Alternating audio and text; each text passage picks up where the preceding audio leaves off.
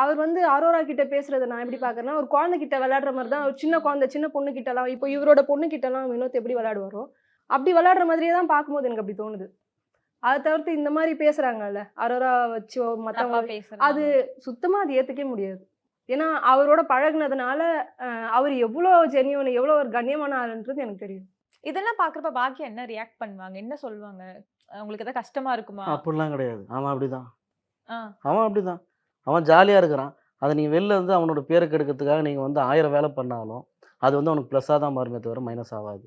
ஆனா வினோத் கேரக்டர் டிஃபரெண்ட்டுங்க. இப்போ பிக் பாஸ்ன்னா என்ன தெரியுமா? ஒரு சினிமா மாதிரி தான். அதுல இருக்கிற லவ் அதுக்கப்புறம் என்னென்ன கோவம், ரொமான்டிக் என்னென்ன எல்லாத்தையும் பாருங்க. அவ்வளோதான். பார்த்து ரசிங்க. இன்னைக்கு ரசிக்கிற சைடுல கானா வினோத் ஆளுங்க நாங்க இருக்கிறோம். அவர் வந்து ரசிக்கவே முடியலன்னு சொல்லி, ஏதோ பின்னாடி இருந்து யாரோ ஒர்க் பண்றாங்க. அது நீங்களா இருந்துட்டு போங்க. MCR Pure Cotton Club, formals and casual shirts.